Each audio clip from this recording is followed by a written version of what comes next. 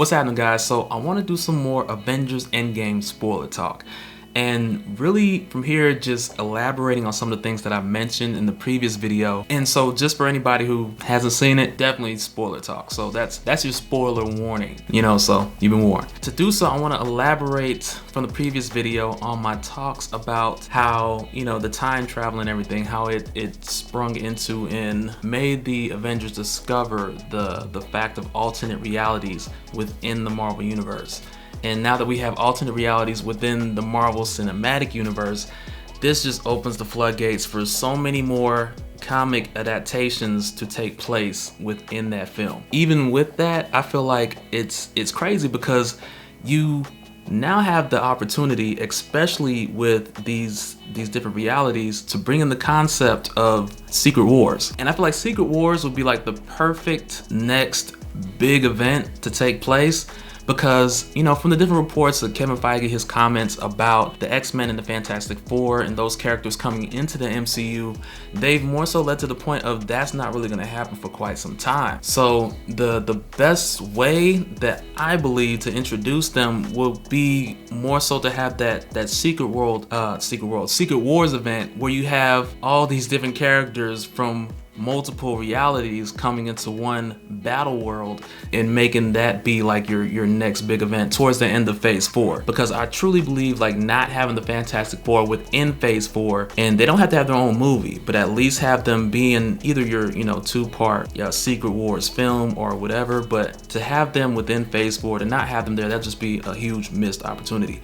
But in the process of doing this even, I feel like the best way to do it, or to even introduce the inkling of this build-up, would be like in a Doctor Strange sequel. And so within the Doctor Strange 2, you could have the whole idea of Mordo, who was hunting down different people who are using magic and pretty much taking magic from them. And you have some part in that film where he's looking for Stephen Strange. Instead of finding Stephen Strange, he's set up by Victor Von Doom, who also uses magic, of course, and have some kind of interaction between the two of them where Mordo's like, well, no, I'm looking for Doctor Strange, but instead he ends up finding Doctor Doom, you know what I'm saying? And just kind of, play off of that to solidify Doctor Doom, his name within the MCU or whatever. But I feel like that would be a great opportunity to kind of just take that, run with it, and set up the idea of Doctor Doom not only taking out Mordo, and this would all just be a subplot within Doctor Strange 2. I feel like most of Doctor Strange 2 should be more of Doctor Strange dealing with the repercussions of cosmic entities noticing what had happened, like the creators of the Infinity Stones, more of the living tribunal and them taking into account what happened, and Doctor Strange seeing eternity and seeing the living tribunal and dealing with that. And the Mordo and Doom would just be like a subplot within the film. Like during the film, you think Mordo's gonna catch up with Doom, but instead he's caught, or you think Mordo's gonna catch up with Doctor Strange, but instead he's caught by Victor Von Doom. And that just sets up something, plants a seed for later on. I think that would be pretty crazy. But yeah, throughout Phase 4, different things build up and add into, over the course of years, add into your Secret Wars event where Victor Von Doom figures out what happened and uses the technology and mixes it with the magic, with the quantum realm, and mixes with magic and figures out a way to start the Secret Wars or whatever. I think it would be pretty crazy, especially with just the whole idea of not exactly doing it like your 2015 Secret Wars, because we really can't do it like that because all the stones got put back at the end of Avengers Endgame. It would have to be very much more like your Secret Wars from your 1984 and 1985. And with doing it like that, then you have the perfect opportunity to, I know Peter doesn't want to go back to space, but you have the perfect opportunity to bring the Venom symbiote into the MCU the right way. And with these things being set up, it would also, introduce your battle world as well, which would be, I guess, the second half of the Secret Wars two-part film. And within that, introducing other characters and coming to a resolve as well that will at least, usher in more possibilities without taking, you know, another decade to bring in, you know, the X-Men and other characters like that. Just a thought, just totally off the top right now, some of that. But yeah, man, whew. I just think that'd be crazy. But another thing too, just kind of going back to Avengers Endgame, man, it just went back across my mind because I didn't talk about, well, I talked about New York, but I didn't talk about it as much. And I just want to say, like, I just can't get over how much the whole thing with Captain America in that elevator reminded me of Secret Empire, man. Like, first of all, Captain America getting in that elevator, much like Captain America Winter Soldier, but him getting in that elevator, and I thought he was gonna fight those guys, but he did the right thing.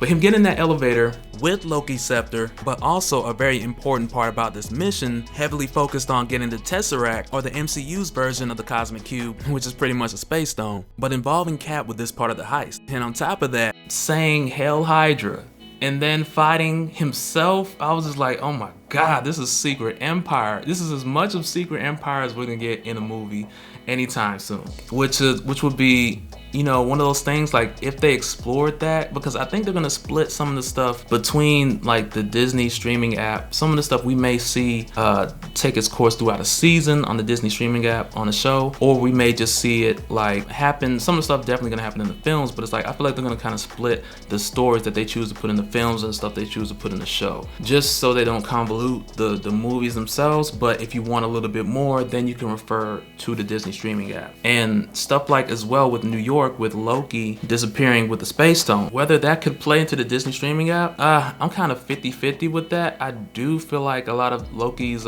tales on that show, on because he has his own show on the Disney streaming app, I feel like a lot of the stories that we're going to explore with Loki on that show are going to deal with things from the past, because there's so many things you can dig into, even going backwards with that, or you can go forwards in that alternate reality, and that even cross back over later on as well. So it's a tough call. It's a tough call. But yeah, I just wanted to share that real quick, and just getting all these things out of my mind, and just trying to just really just, as it's processing and things are just running through. Oh, another thing too, man, and this part has nothing to do with the whole Secret Wars or Secret Empire at all, but just another thing that I was thinking about was the whole thing with the Guardians of the Galaxy, and going into Guardians of the Galaxy Volume 3.